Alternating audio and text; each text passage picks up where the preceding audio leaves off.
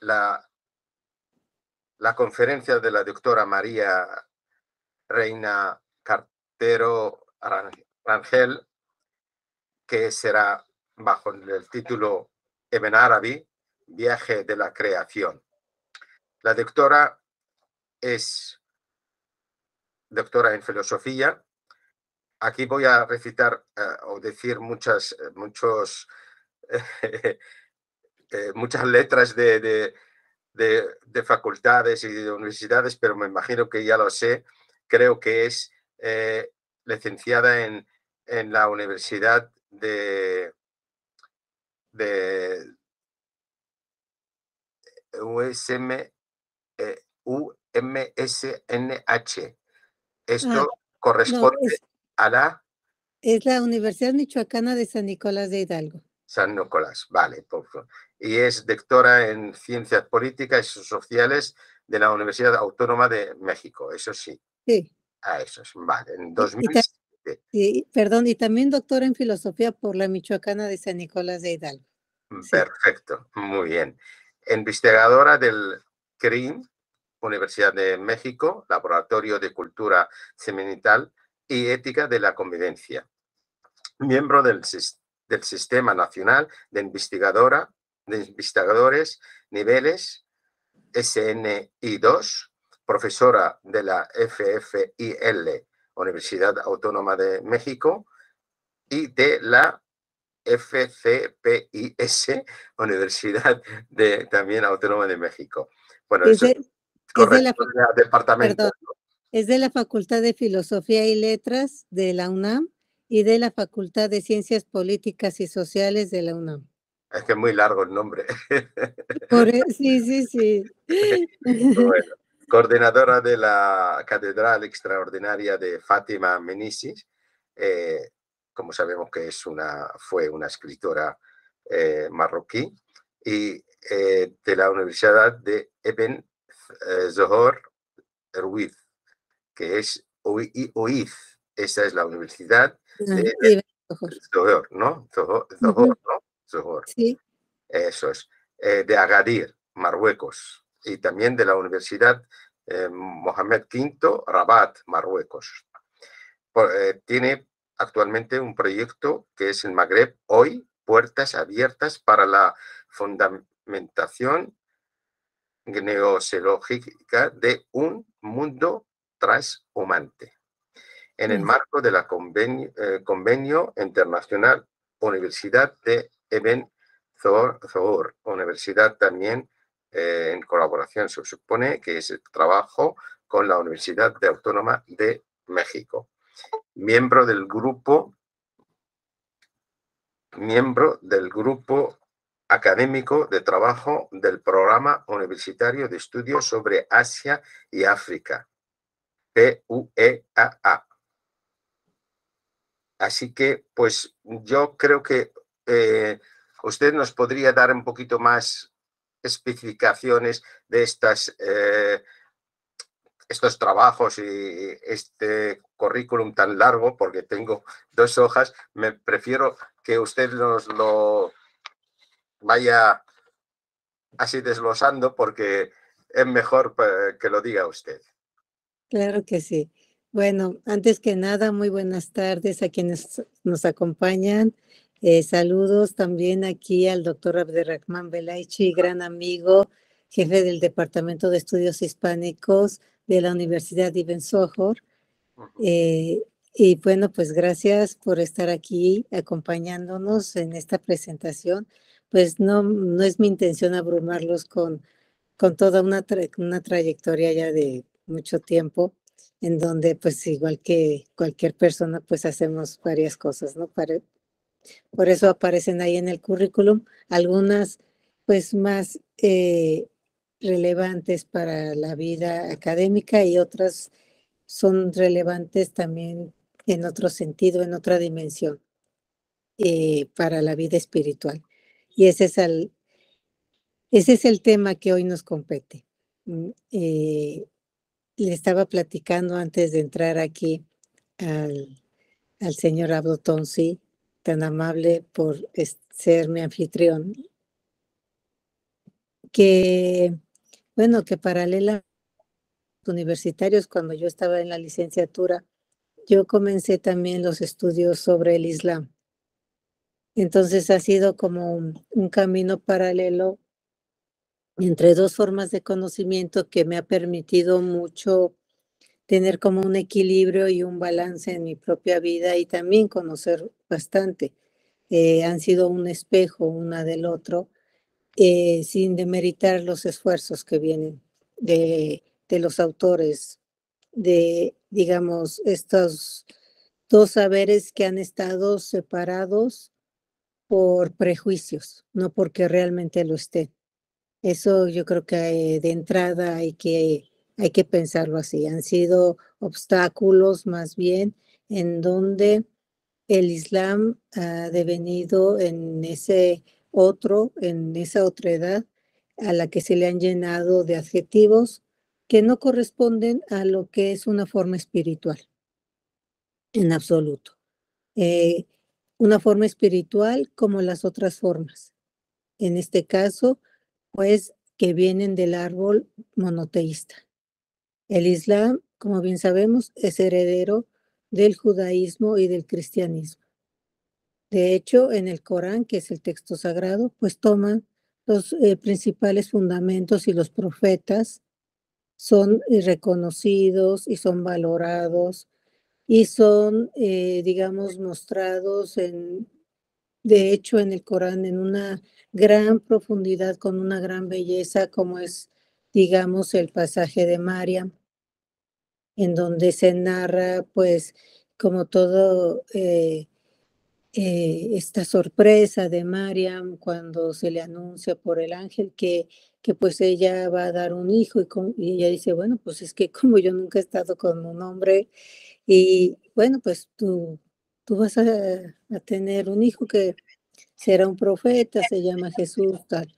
Y eso lo narran con una belleza en el Corán, realmente que puede descolocar todos estos prejuicios de que hay como algo enemigo con el cristianismo, pero también lo hace con el judaísmo. Entonces, podríamos aquí estar hablando mucho de las identificaciones que hay entre el judaísmo, el cristianismo y el islam.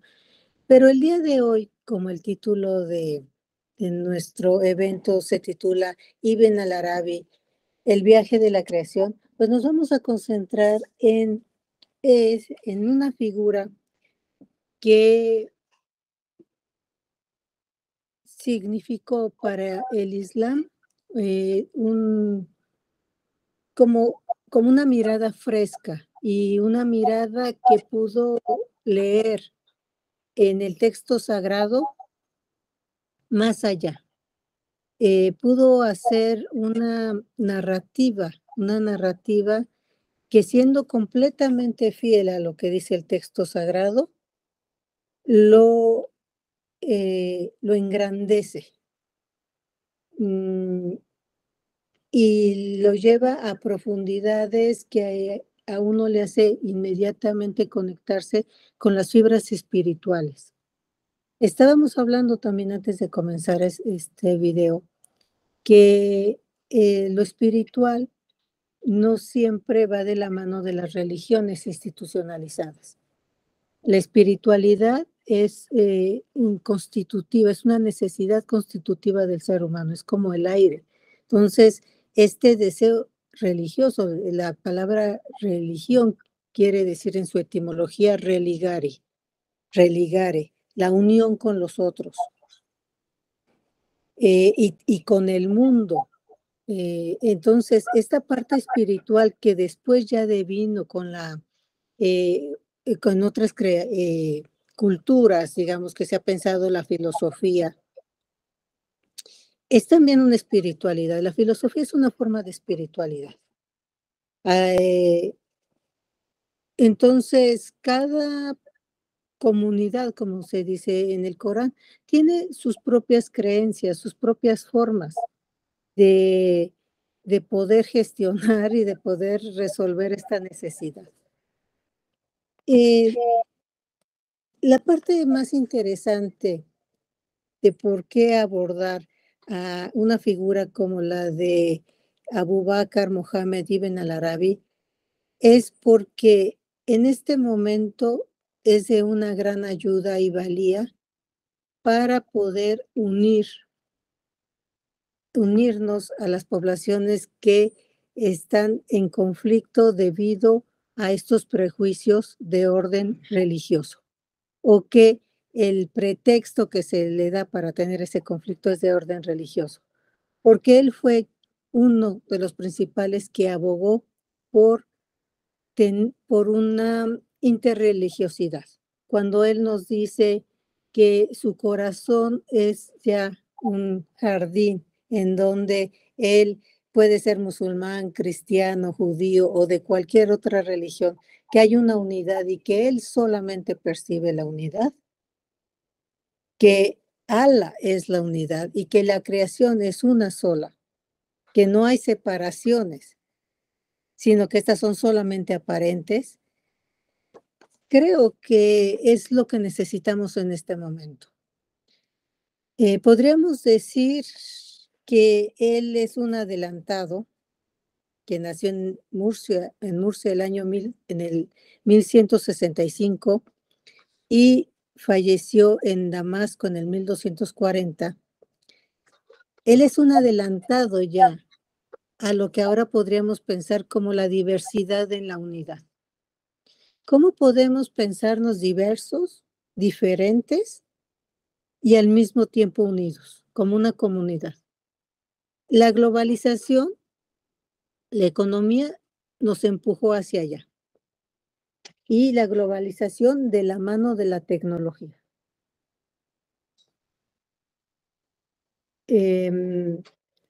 Creo que esto nos pone mucho en sintonía de lo que es Ibn al-Arabi y de su importancia en este momento y en este mundo, porque hay muchas personas se sienten incluso preocupadas, se sienten atacadas cuando ven otras formas de relacionarse que ahora están surgiendo.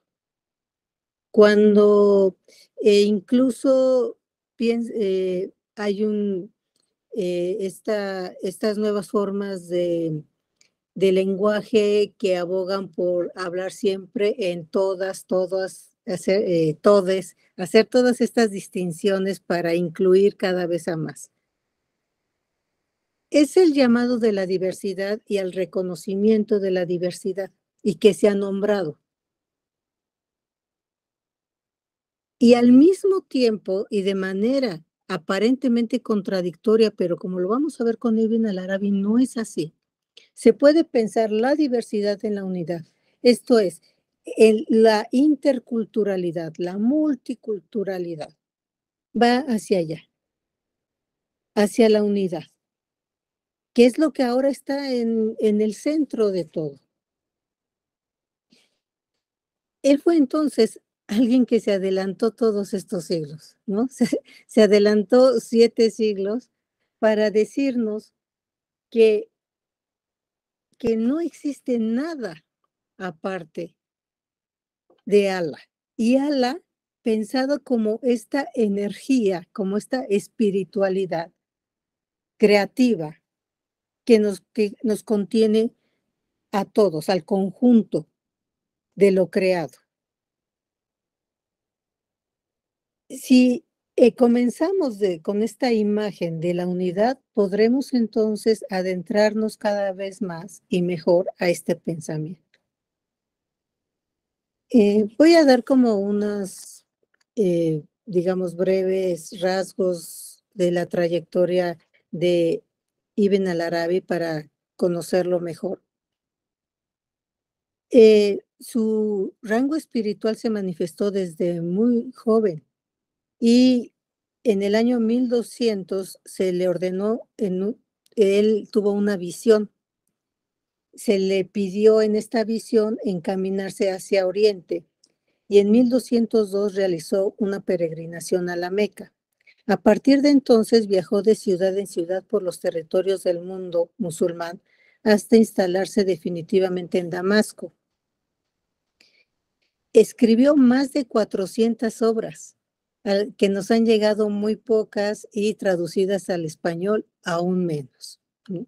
Solamente ha sido en los últimos años en donde el esfuerzo de traducción pues ha sido ya más importante, pero hay muchísimas de sus obras que pues incluso ya se perdieron de manera pues muy, muy triste. Una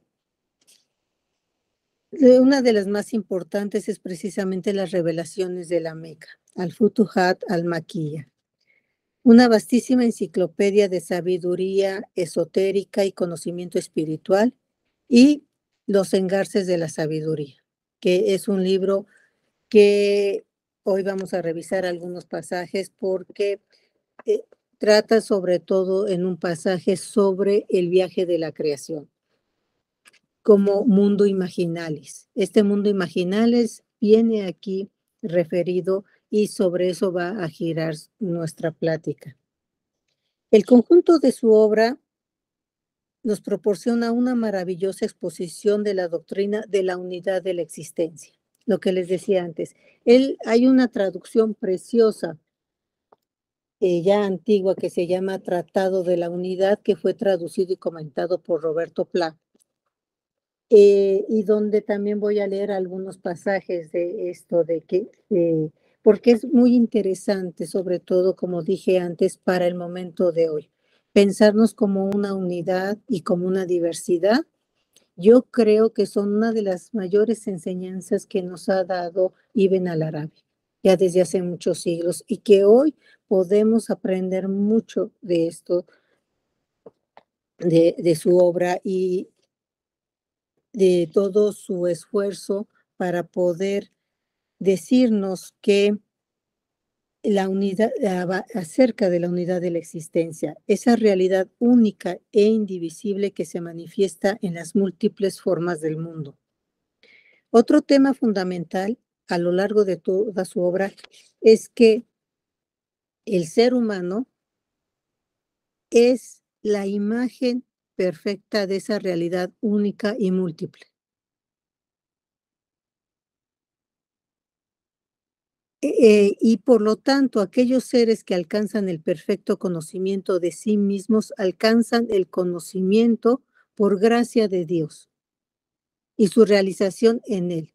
Esto es que, reconociéndonos como parte de esta realidad perfecta, a la que no le falta nada, eso es también un tema muy importante en Ibn al-Arabi, la perfección de la realidad, que viene en el Corán, en el que se dice que tú puedes voltear a todos lados y no encontrarás una sola falla. Entonces, el ser humano ha sido creado en sintonía con esa perfección que le rodea. No es menos perfecto que lo que lo rodea. Y alcanza su grado más elevado cuando se esfuerza por el conocimiento. También por eso el énfasis en el Islam de que hay que buscar el conocimiento incluso en China, porque es la manera en cómo uno puede alcanzar ese estadio de perfección. Podemos decir que las obras de Ibn al-Arabi están basadas en el Corán y al mismo tiempo tienen un carácter universal. Esto es, pueden ser aplicados a todas las diferentes culturas y pensamientos. Él también nos dice que cada ser humano tiene un camino único hacia la verdad. Las vías hacia Allah son tan numerosas como las almas de los hijos de Adán. Y podemos también nosotros pensar que a Ibn al-Arabi se le ubica en esta corriente que se llama el sufismo. Es muy importante hablar de cómo el sufismo comenzó en Irán con sabios sufis como Suharawardi, que se le llamó el maestro de la iluminación, en donde él nos decía, por ejemplo, que ¿sabes qué es lo que me hace visible ante tus ojos? La luz con la que me miras. Entonces, como para darle un lugar también a la otredad. En el sufismo, ahora que también se habla de la otredad, de estas culturas otras, el sufismo podríamos pensarlo como un pensamiento que se adelantó a lo que hasta ahora estamos comprendiendo ya y que en la academia es de lo que está ahora más vigente. En el Islam y con mayor profundidad en el sufismo, cada profeta es una fuente de orientación y un modo de perfección humana. Aquellos que siguen los pasos de un profeta tienen la posibilidad de obtener de él una herencia.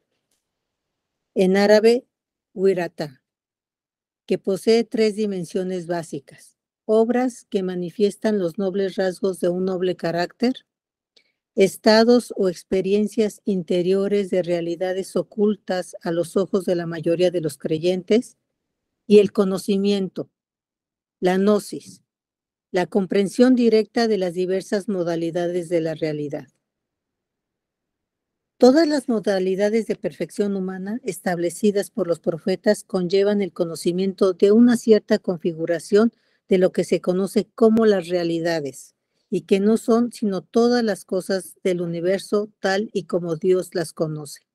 Y es muy interesante enfatizar esto, se habla de realidades, ¿sí? Al mismo tiempo que hay una realidad divina, que es la unidad, hay realidades en esta unidad. Esto es, hay diversidad. Las realidades son, claro está, infinitas, por lo que solo Allah puede conocerlas de forma simultánea. Sin embargo, los seres humanos cuentan con la posibilidad de conocer los principios de las realidades manifiestas y ocultas, apareciendo estos principios denotados por los nombres de Allah.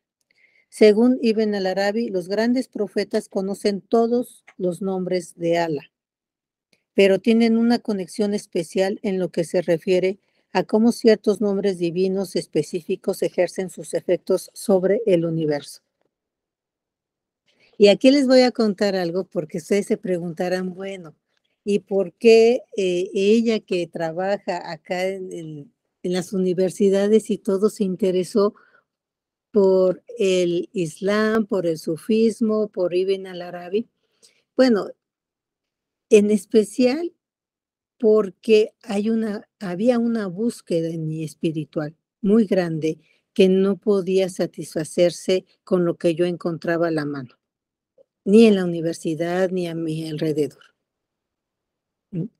Esto para mí fue algo como una búsqueda, y cuando yo encontré una teque, que es, digamos, una mezquita en turco, porque la teque a la que pertenezco, la orden, es la orden Sufi al-Yerrahi, que tiene su centro en Estambul y que data de 1700. Ahí es cuando yo encontré como una respuesta a esta búsqueda que yo tenía. Fue cuando me di cuenta que había un camino en este mundo que hacía resonancia con lo que yo necesitaba. Entonces, el camino del sufismo para mí fue una salida, y al mismo tiempo un encuentro, una salida de algo que a mí, digamos, una educación que era laica y al mismo tiempo de manera se filtraba todo el catolicismo en esta aparente laicidad, pues no me satisfacía. No encontraba yo respuestas a la espiritualidad. Cuando yo entré entonces a la teque, la sheija, porque hay una sheija, y eso es algo bastante novedoso porque supuestamente en el Islam solamente los dirigentes de las órdenes sufís podrían ser hombres.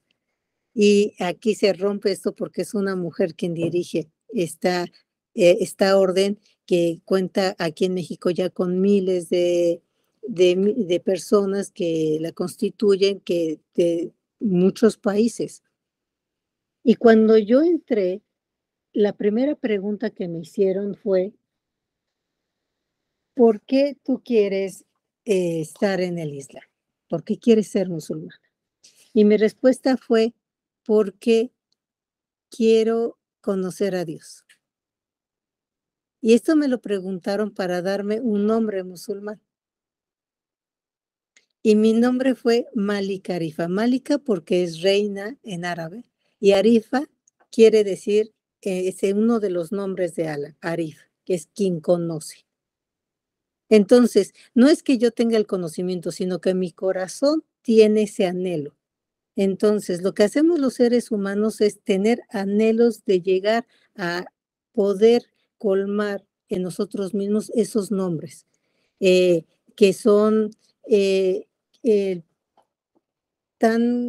que pueden tener como tanta resonancia con lo que verdaderamente queremos nosotros, cómo estar en el mundo. Entonces, cuando, por ejemplo, un nombre es uno de los 99 nombres divinos, es el sanador.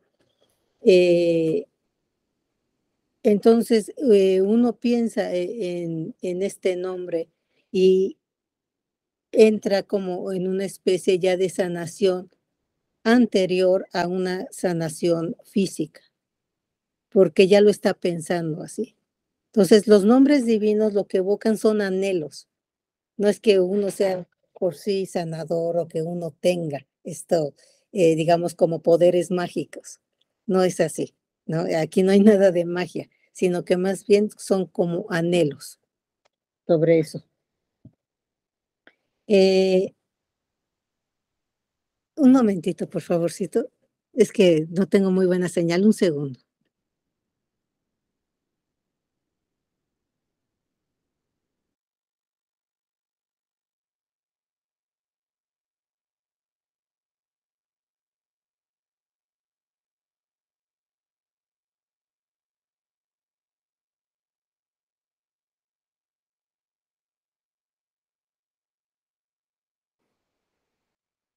Ya estoy aquí de nuevo. Entonces, esta experiencia propia, y la cuento porque es relevante para comprender por qué la importancia de alguien que está en Occidente, como yo en México, que parece tan alejada de todo esto, o sea, que tiene que ver América Latina, ¿no? ¿Hasta dónde ha llegado este conocimiento? Eso es lo importante, o sea, no exactamente mi persona, sino que haya llegado hasta acá, hasta estas latitudes, y cómo se ha difundido y se ha profundizado porque haya muchas comunidades sufís y también comunidades musulmanas eh, acá en América Latina. Tengo yo un libro a propósito de esto, que se llamó Atlas Místico de la Hospitalidad Transhumancia, no sé si lo pueden ver, en donde yo hago digamos, un breve recorrido por los textos sagrados como la Biblia, los Evangelios y el Corán para hablar de dos cualidades que a mí me parecen fundamentales y que nos identifican, que es la hospitalidad y que es la transhumancia o pensarlo como el viaje. O sea, en todos estos hay como, en estas tradiciones hay la idea del viaje. Y pensando en Ibn al-Arabi, él tiene en todos sus textos referencias constantes a lo que él llama el viaje de la creación, Ibda. Y nos dice, sin la presencia o dignidad imaginativa, no habría existencia manifestada, es decir, teofanía o lo que es igual, no habría creación. Esto nos lo dice en Los engarces de la sabiduría. La imaginación creadora de Ibn al-Arabi nos devela que la creación es esencialmente revelación del ser divino, a sí mismo, luminiscencia operada en sí mismo. Es una teofanía.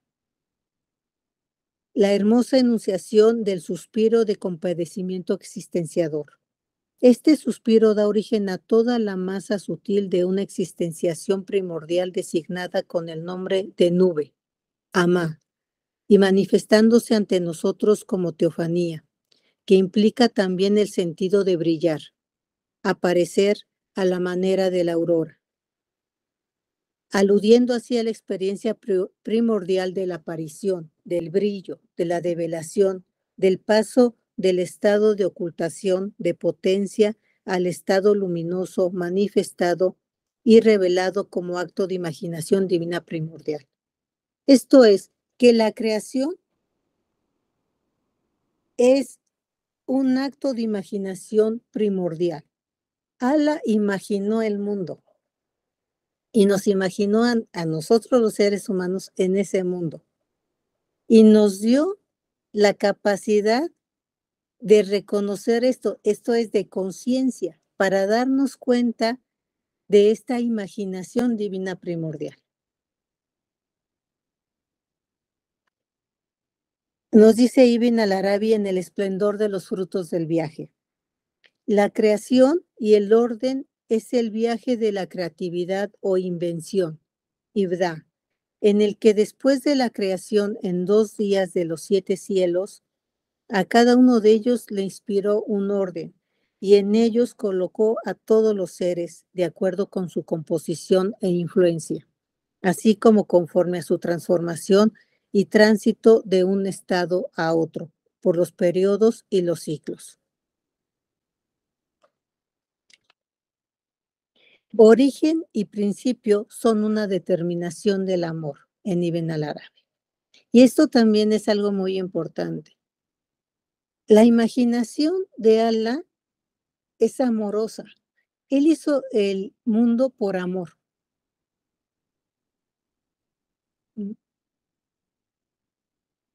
Eh, y eso es algo que nunca se había dicho de esa manera, que implica un movimiento de ardiente deseo, harakat shawikiya, en aquel que está enamorado. A este ardiente deseo aporta el suspiro divino su distensión. La narración de lo inefable de este amor, de lo inenarrable de la pasión divina se posibilita a través de la teofanía. Y la sabiduría de luz, Hikmat Nuriya, de las ideas imagen, permiten la visualización de lo sagrado a través de las imágenes subsistentes, tal como alude la narración bíblica de José el Soñador, prototipo del intérprete ejemplar de las visiones. La imaginación activa es esencialmente el órgano de las teofanías, porque es el órgano de la creación y la creación es esencialmente teofanía. Y voy a leer un pasaje del Génesis de la Biblia, en donde se narra este pasaje de José. Y amaba Israel a José más que a todos sus hijos, porque lo había tenido en su vejez, y le hizo una túnica de diversos colores. Y soñó José un sueño, y lo contó a sus hermanos. He aquí que atábamos manojos en medio del campo, y he aquí que mi manojo se levantaba y estaba derecho, y que vuestros manojos estaban alrededor y se inclinaban al mío. Soñó aún otro sueño. He aquí que he soñado otro sueño, y he aquí que el sol y la luna y 11 estrellas se inclinaban ante mí. Entonces, es también la ensoñación constante con la imaginación lo que está en la obra de Ibn al-Arabi.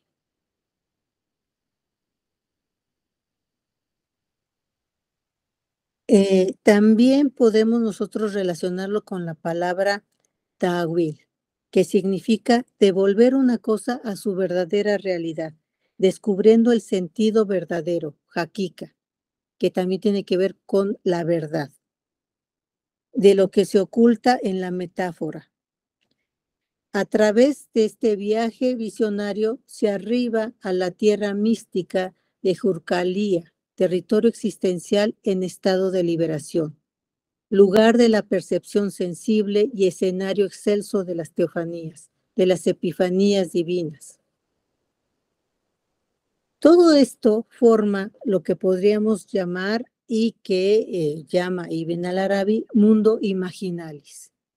Esta palabra clave, mundo imaginalis, encabeza toda una red de conceptos que se sitúan en el nivel exacto del ser y del conocer, que connota percepción imaginativa, conocimiento imaginativo, conciencia imaginativa. Es el eje sin el cual se disgrega el esquema de los mundos, nos dice Henri Corbin en su libro La imaginación creadora.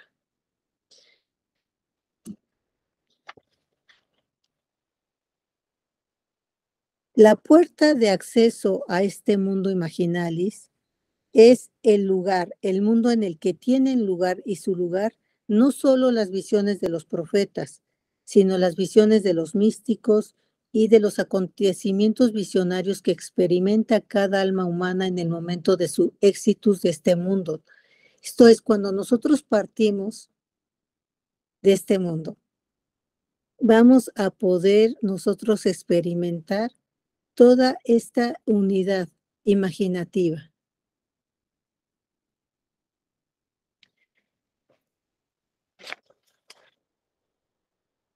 En este sentido, Ibn al-Arabi ha abierto la puerta de entrada a la visión de la unidad, oculta el pensamiento de la dualidad, descorriendo el velo de la separación con lo divino, para lo cual es necesario, nos dice él, mantener bruñido el espejo del corazón. Los pecados son la mancha que lo oscurece, que lo ensimisma. La pureza lo convierte en el espejo de la divinidad. Es en el tránsito del éxtasis donde se nos devela la unidad, la no separación, porque no hay diferencia entre el que envía el mensaje y el destinatario del mensaje. Esto es que no estamos separados tampoco de Allah, que no estamos separados ni somos diferentes, sino somos copartícipes de, como nos dice Ibn al-Arabi, él que envía el mensaje, que es Allah, el mensaje en sí, y nosotros que somos los destinatarios de ese mensaje. En lo más profundo estamos unidos.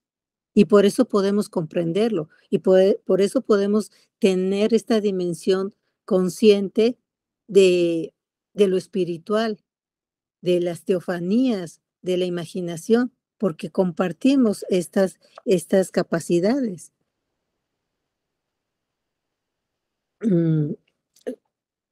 Ibn al-Arabi nos dice, su existencia está únicamente, perdón, en los textos de la profecía. Sin embargo, solo él existe y no puede dejar de existir, puesto que jamás vino a la existencia. Nadie le ha visto, le ve o podrá verle jamás. Ningún profeta enviado ni ningún santo perfecto o ángel se le aproxima. Su profeta es él, su mensajero es él, su mensaje es él, su palabra es él. Voy a tomar agua, un momentito.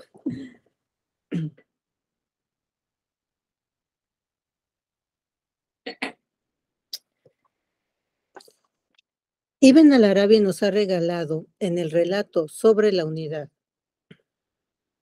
las cualidades más excelsas atribuidas a Allah y que son atributos que todos poseemos porque en la unidad no hay distintas existencias. Todos los atributos de Allah son tus atributos. Nos dice él, verás que tu exterior es el suyo, que tu interior es el suyo, que tu comienzo es el suyo y que tu fin es el suyo. Verás que tus cualidades son las suyas y que tu naturaleza íntima es la suya y eso sin que te conviertas en Él o que Él se convierta en ti, sin transformación, sin disminución o aumentación alguna. Hemos llegado al núcleo de esta presentación que estoy haciendo. Y es muy importante pensarnos así, porque sobre todo en Occidente se nos enseña como que Dios está muy alejado, como que, ¿no? Y además tenemos en medio toda la jerarquía, sacerdotes y demás. En el Islam, y desde esta lectura que hacen Ibn al-Arabi, se piensa que nosotros no somos algo distinto a las cualidades de Allah, sino que participamos de lo más excelso de que podemos pensar, de esta perfección. Si pensamos a Allah como perfección, nosotros somos parte de esa perfección entonces. O sea, los atributos de Allah son tus atributos. Nuestro interior es su interior. Sus cualidades son las nuestras. Y la maravilla es que permanecemos en nuestra individualidad, sin disminución o aumentación alguna.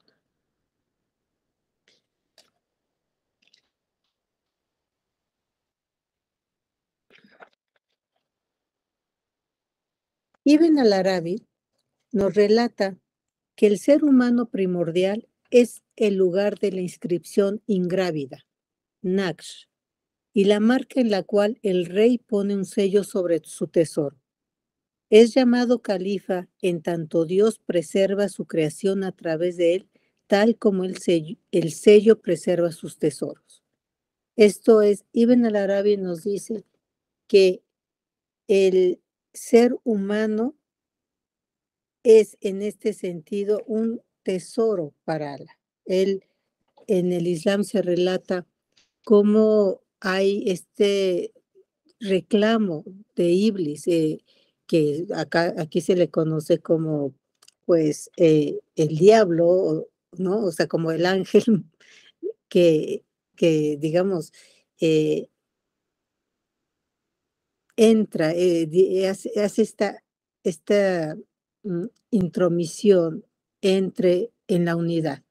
¿Qué quiere decir? Diablo quiere decir lo que separa, diablo.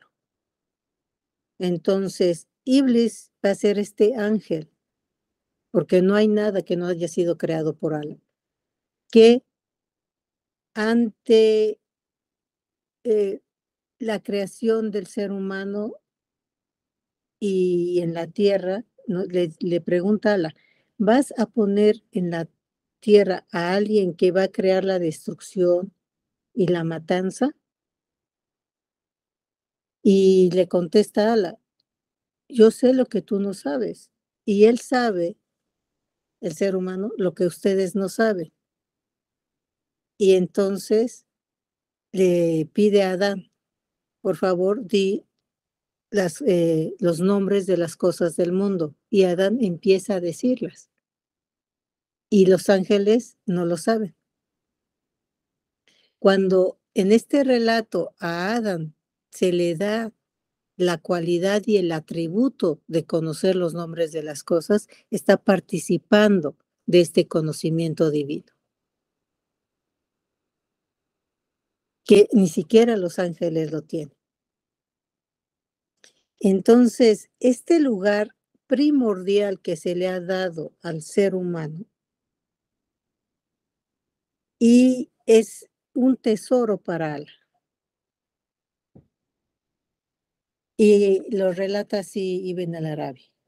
Mientras el sello del rey esté sobre su tesoro, representado por el ser humano, nadie osará abrirlo excepto con su permiso.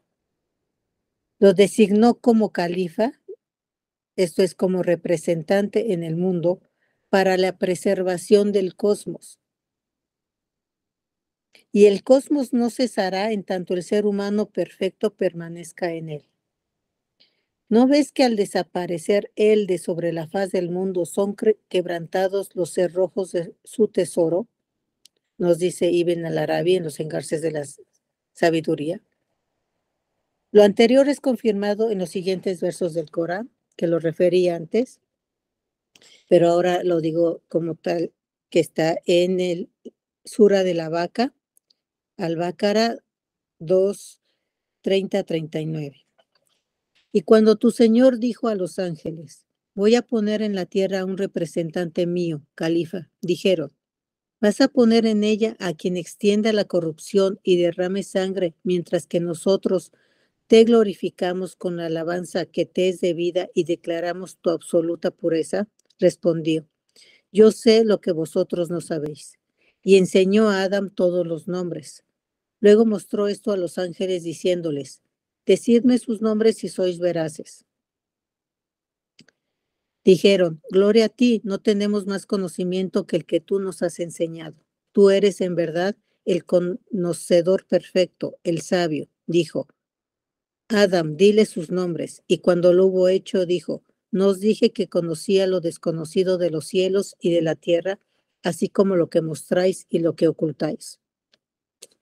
A esta dignidad conferida desde lo más alto corresponde como complemento indispensable una poética de la sutileza. Podríamos pensar que toda la obra de Ibn al-Arabi habla de dos cosas que ahora son sumamente importantes en nuestro mundo, en donde aparentemente hay una suerte de agresividad, de violencia perenne. Pero no es así. Eso es solamente la apariencia. Él nos trae una poética de la sutileza, de la dignidad, de recuperar lo que sí somos. Somos este anhelo de perfección, en donde la dignidad, la sutileza, la podemos pensar como cortesía espiritual, al-Udaba, que responde al atributo divino de la sutileza, al-Latif. Abdul al-Latif es aquel cuyo fino ojo interno es abierto para ver la belleza. Abdul quiere decir el siervo de la sutileza o quien sirve a la sutileza. Es aquel cuyo fino ojo interno es abierto para ver la belleza interior en todo. De esta manera, él mismo recibe belleza y se relaciona bellamente con toda la creación, haciéndola bella. Bien infinito y configuración perenne del sentido trascendente, teofánico y eterno, volcado en la dignidad, en la sutileza que nos convoca el llamado de la delicadeza y la ternura ante la dignidad de quien se nos presenta.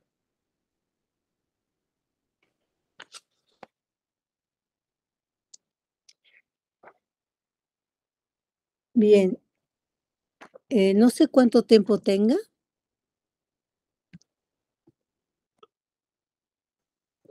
Estamos, pues, a falta de 10 minutos, más o menos, un cuarto de hora como mucho, para Sí, terminar. perfecto. Bien, para entonces ahora sí abordar el Tratado de la Unidad, que me parece una, como dije antes, una obra fundamental que nos puede ser de gran ayuda para lo que estamos viviendo ahora. Es un testimonio importante, muy significativo del sufismo.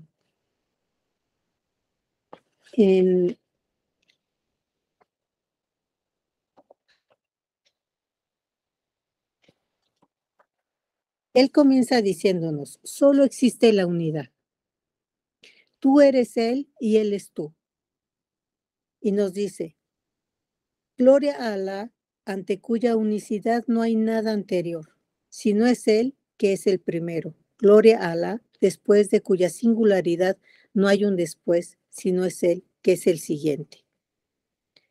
Unicidad y singularidad sin anterior y sin siguiente intentan descubrir y describir la eternidad absolutas de la unidad.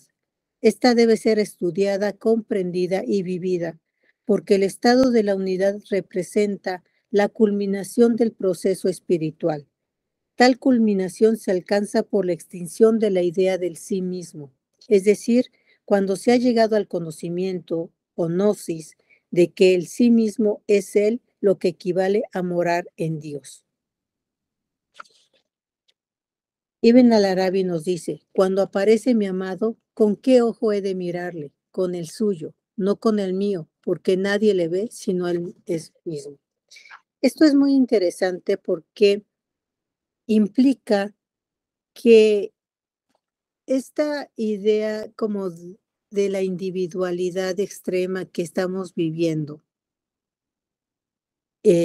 sobre todo en Occidente, en donde se estimula el ego y la representación del sí mismo como un gran valor. O sea, una persona exitosa es aquella cuya individualidad está muy exhibida, o sea, una gran exhibición de los valores supuestamente propios y exclusivos. Ibn al-Arabi nos dice que cualquier manifestación es, digamos, de parte de él, es compartida por él. No hay ningún atributo que venga de nosotros mismos.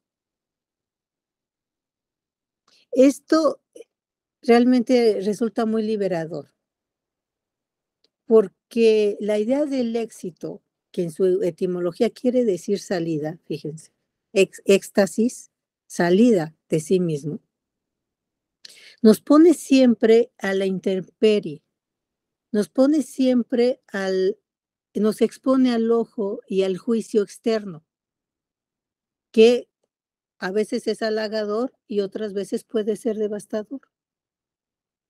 Entonces, si uno siempre está afuera de sí mismo, exhibiéndose como algo, como lo mejor, y eso crece y crece, y hay esta necesidad de halago constante, pues vamos a tener la contraparte como sucede y con todas las dosis de pensamientos depresivos que conlleva. Pero cuando nosotros nos pensamos como parte de la unidad divina y de toda la creación, pues todo eso se equilibra y reconociéndonos individuos, al mismo tiempo nos reconocemos como parte de toda una creación que nos une a los demás. Entonces, lo que nosotros podamos pensar como atributos buenos o malos no son exclusivos. En eso consiste la liberación. Sin que esto signifique que no debamos esforzarnos por alcanzar cada vez mayores niveles de conocimiento, sobre todo que tienen como objetivo la delicadeza, la sutileza y la dignidad. O sea, el conocimiento es para arribar a ese estadio. Con relación a no hay antes ni después, ni alto, ni bajo, ni cerca, ni lejos, ni cómo, ni qué, ni dónde, ni estado, ni sucesión de instantes, ni tiempo, ni espacio, ni ser. Él es tal como es. Él es el único sin necesidad de la unidad. Él es lo singular sin necesidad de la singularidad. Nos dice Ibn al-Arabi. En la unidad, la realidad última, el sujeto y el objeto son una misma cosa.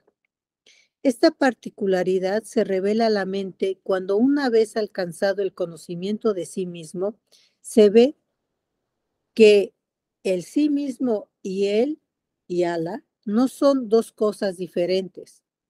Desde ese mismo momento, el ternario psíquico tradicional, conocedor, conocimiento y conocido, fíjense qué interesante, ¿no? ¿Cómo hace esta distinción? El conocedor, que es Allah, el conocimiento, que es el objeto, y lo conocido se funde en la unidad. Aquel gran sufí del siglo X en Bagdad, Ibn Mansur, conocido como Al-Hallaj, que fue bárbaramente asesinado por declarar que él era Dios. Yo soy Dios, Ana al-Haq, decía. En aquella gloria no hay yo, ni nosotros, ni tú. Yo, nosotros, tú y Alá, todo es una y la misma cosa. Al-Hallaj es realmente alguien muy importante porque él se, digamos, percibió esta ausencia de separación de tal manera, se impregnó de esa fuerza, que llegó a declarar esto, Ana al-Haq, yo soy la verdad. O sea, no hay separación con ningún atributo de Alá. Y por esto fue asesinado porque parecía que estaba como faltando al respeto. Sin embargo, desde esta perspectiva, él estaba siendo completamente congruente. Alá es el primero sin anterioridad. Alá es el último sin posterioridad. Alá es evidente sin exterioridad. Alá es oculto sin interioridad, porque no hay anterior ni posterior, no hay exterior ni interior sino Él.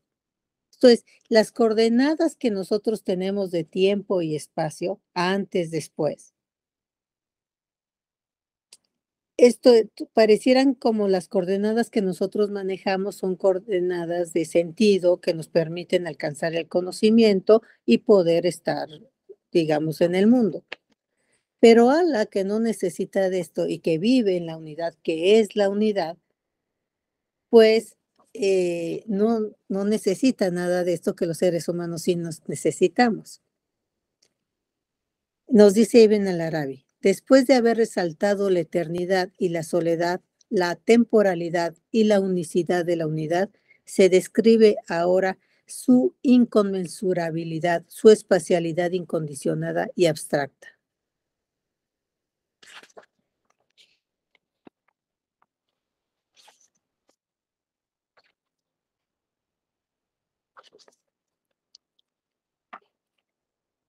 Más adelante nos dice de la imposibilidad de la extinción de la existencia.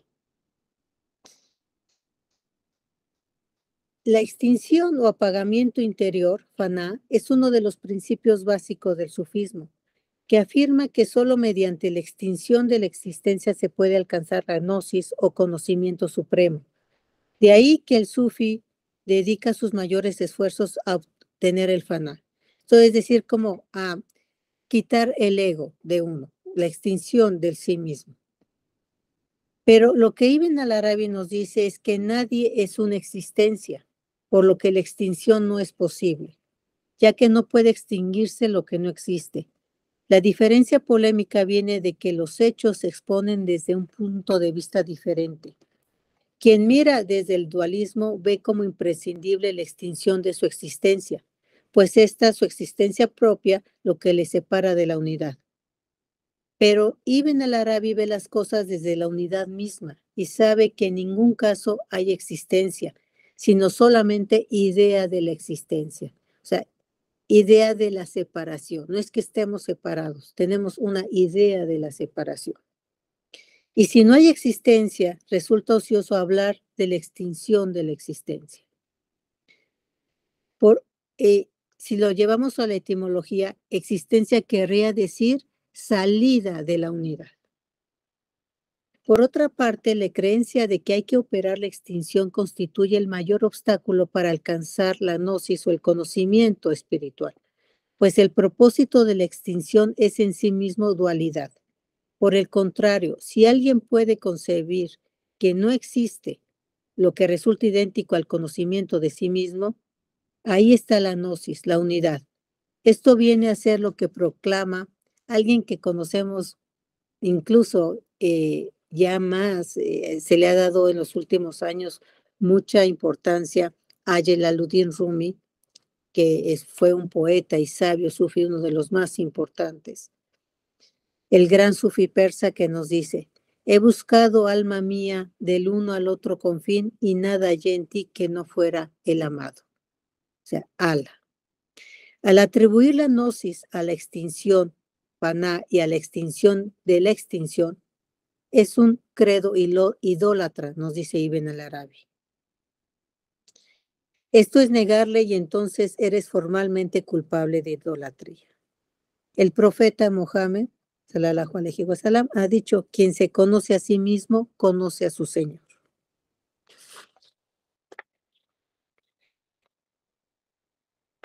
Y entonces hay algo muy bello que espero que ya en esta parte final nos podamos llevar. Ibn al-Arabi nos dice que es posible morar en Dios.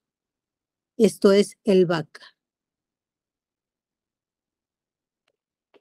Resulta ser un motivo de amor, un río fluente y renovado de felicidad, cuya creadora contemplación, convertida en una lluvia de sabiduría, proporciona los medios para culminar la expansión de la espiritualidad. Sobreviene entonces la tercera etapa llamada para los sufis, la extinción de la extinción, o sea, el abandono de la separación, de querer estar separado de algo. La mente se ha percatado de la no existencia de sí mismo. Este percatarse, que al principio es más o menos artificial, se hace cada vez más real y profundo, hasta que al fin, falto de objetivo por la evidencia de su inutilidad, el movimiento hacia la extinción cesa. Como vela en la llama, en su fuego me derretí, y al resplandor oscilante solo a Dios vi. Es un poema de un poeta derviche del siglo XI que no encontré yo su nombre, pero aquí lo cita. Con mis propios ojos, continúa el poema, a mí mismo me vi, pero al mirar con los ojos de Dios, solo a Dios vi. Desvanecido en la nada me derretí, yo era la vida, el universo, solo a Dios vi.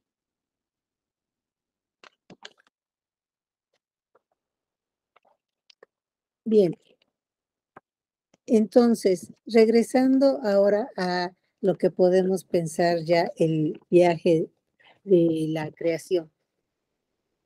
Podemos nosotros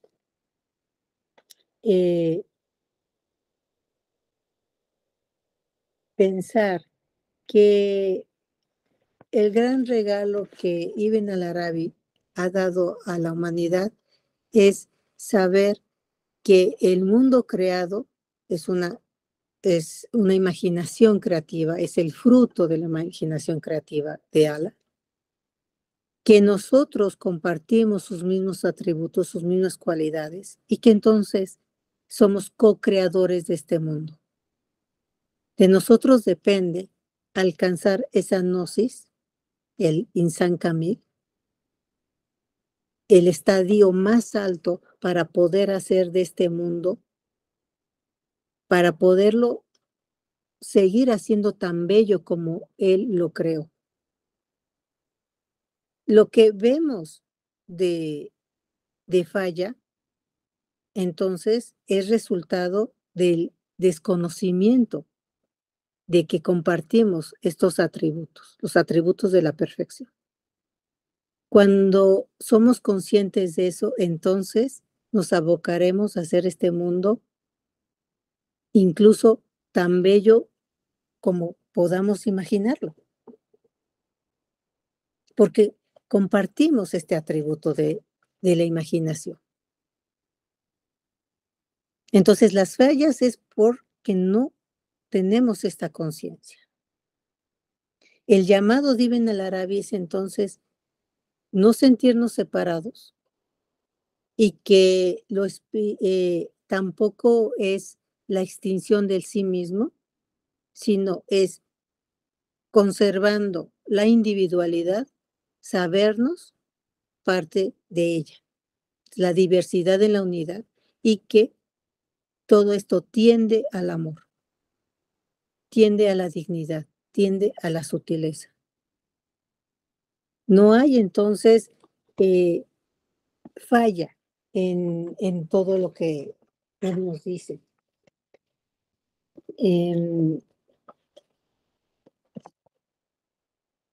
Publiqué un texto que se llamó Cantos, Poética Musulmana, Cantos a la Amada, en una revista que se llama Acta Poética de la UNAM.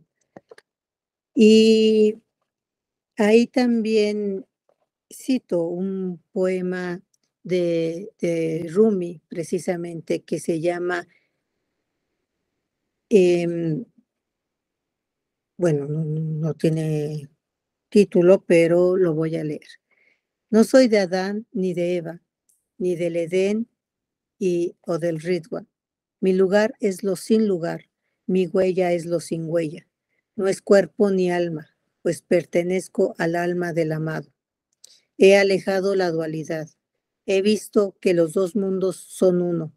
Busco al uno, conozco al uno, veo al uno, llamo al uno. Estoy embriagado con la copa del amor. He perdido de vista a los dos mundos. Estoy tan embriagado en este mundo que salvo de embriaguez y jolgorio no tengo nada de qué hablar. ¿Sí?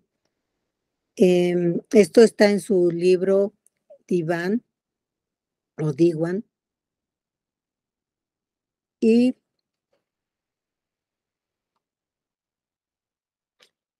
también quisiera añadir que Rumi recibió una influencia muy importante de Ibn al-Arabi. Y no es para menos, porque lo que hizo Ibn al-Arabi es abrir la puerta de entrada al avisoramiento de la unidad. Nos enseñó sobre todo que es en el tránsito del éxtasis místico donde se nos revela la unidad, la no separación, porque no hay diferencia entre el que envía, como dije antes, el mensaje y el destinatario del mensaje. Bien, pues yo con esto terminaría por el momento para dar paso a sus comentarios. Gracias.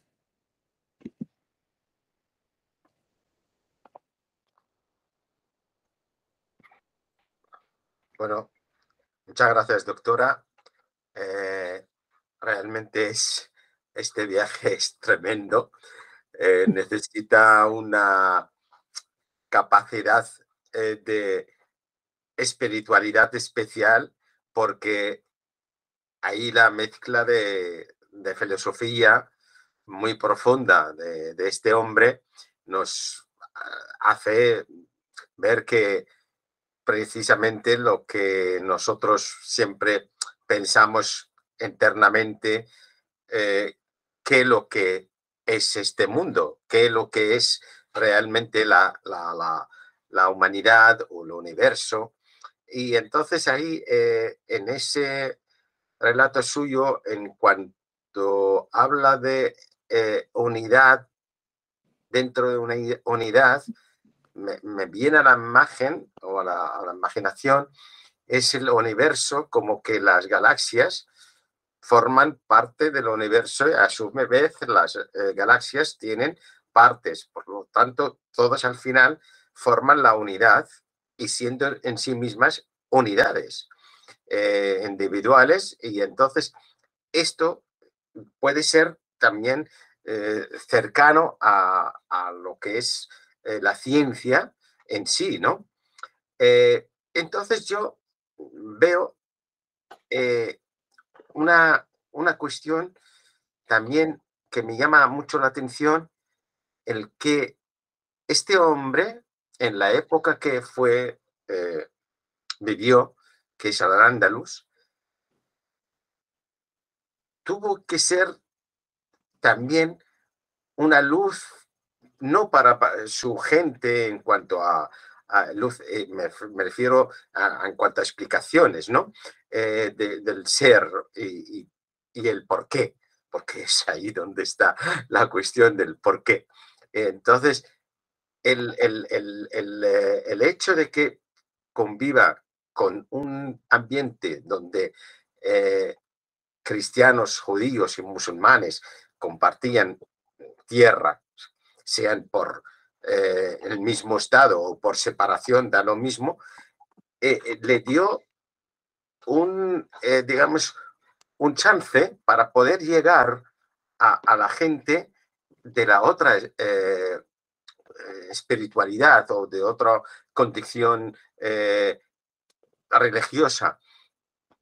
Y esto me lleva a decir que tal vez también el ambiente de la época andalusí, de la interculturalidad, hizo más fuerza o más ingredientes, darle más ingredientes a que este hombre profundice más en la espiritualidad como una cuestión global, no de los musulmanes o de cristianos o judíos, sino del ser humano. Entonces mi pregunta es, ¿qué es lo que más les ha dado a este, a los, ¿cómo se llaman? A los cristianos de la época y los judíos que hagan referencia a él y sigamos hasta el día de hoy, tengamos referencia a este señor, a este filósofo, a este sufí, que yo personalmente me sorprende este tiempo que desde entonces sigue vigente o por lo menos siendo estudiado su legado. Sí, completamente de acuerdo con usted. Yo creo que fue el ambiente de Al-Ándalus. Yo creo que Al-Ándalus fue este conglomerado y este crisol, como se dice, intercultural, sin duda. Y si tenemos conocimiento, como ahora se dice, científico, devenido de los griegos y todo eso, fue porque ahí en Al-Ándalus se tradujeron esos textos, ¿no? Y en donde los escribanos de Toledo, que eran judíos, cristianos y musulmanes, se abocaron a esa tarea. Claro, financiados por los sultanes, ¿no? También, o sea, es decir, había toda un ambiente por el conocimiento. Había recursos y había, lo más importante como conocemos, había ganas de que el conocimiento, siguiendo los ordenamientos del Islam, se pusiera en el centro. Y esto se pudo hacer en esta región en donde confluyeron todas las religiones. Sí, Al-Ándalus fue esto. Y yo creo que es esa apertura de Ibn al-Arabi que ha hecho que tal vez no como quisiéramos, ni lo ideal, que hasta la fecha se le dé esta importancia.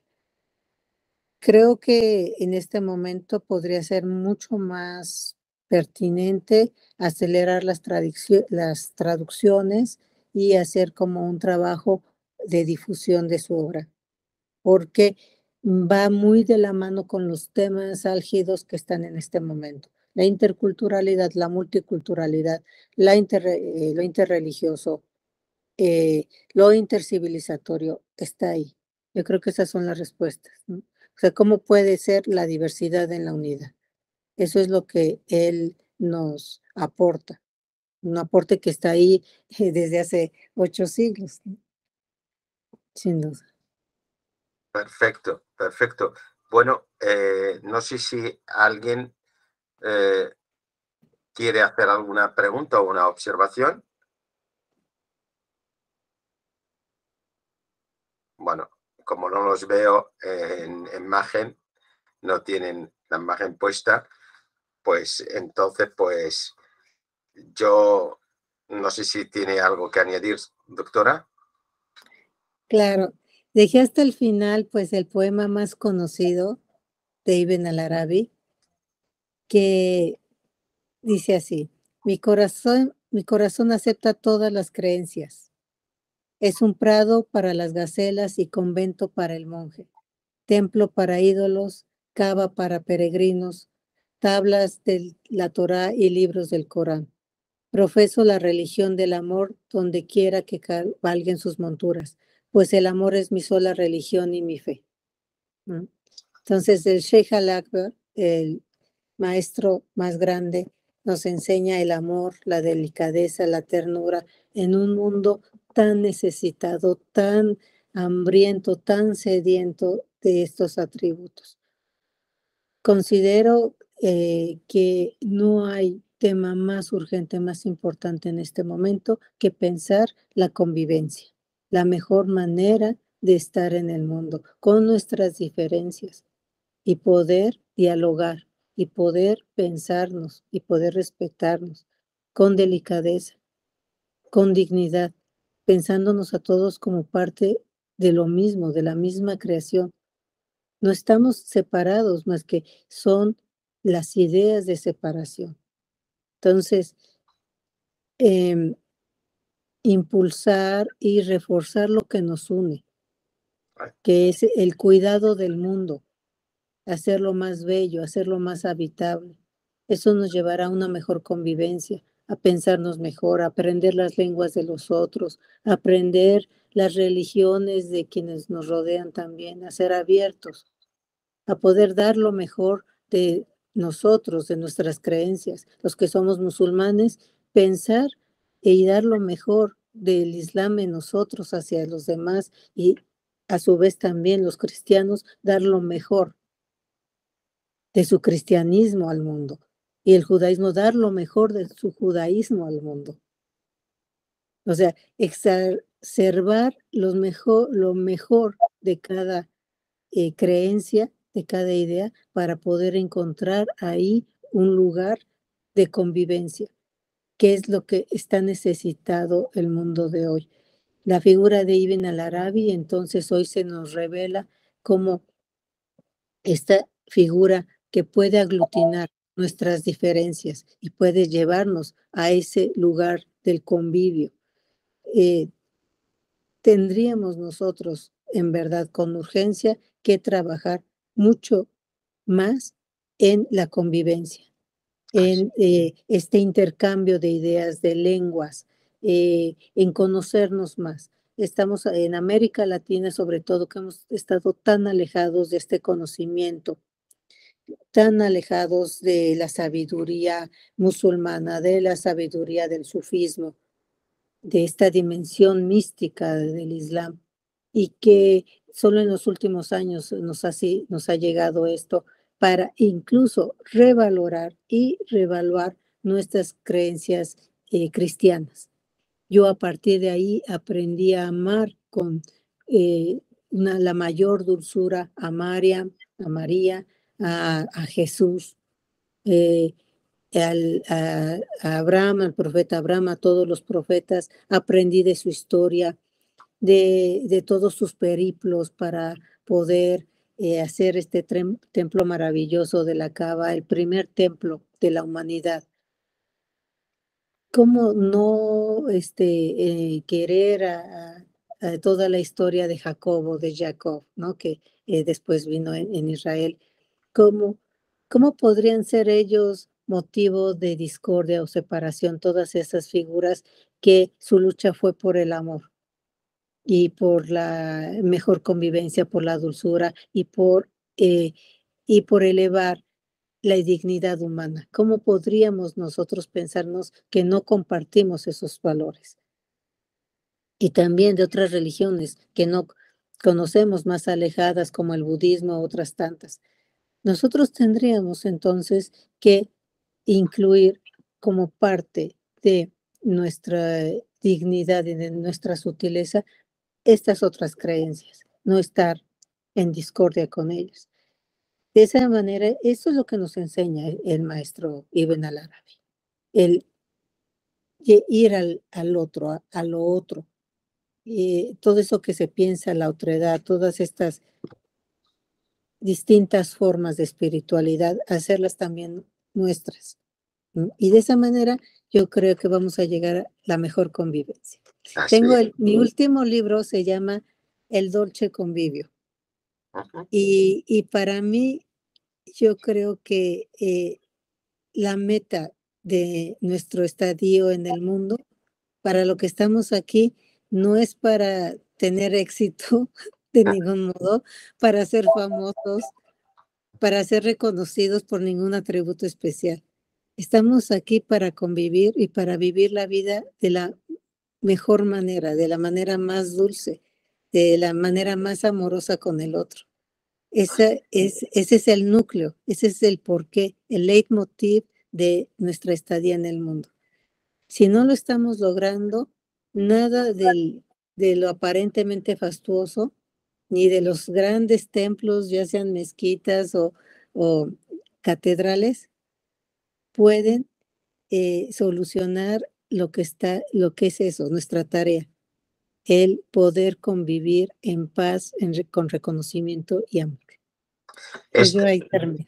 este es el mensaje, esto realmente el mensaje, convivir para alcanzar la paz. La paz para todos los seres humanos es necesaria y para nuestra especie y también para el medio ambiente, no solamente para los seres humanos, porque Ibn Arabi, cuando hace esa referencia de que su corazón es abierto, hace referencia también a las dos cosas, a los animales y a la naturaleza, cuando dice la gacela y dice el pradero, la pradera. Y por lo tanto, hace esa referencia también al medio ambiente, que nos rodea y es también es una creación, ¿no?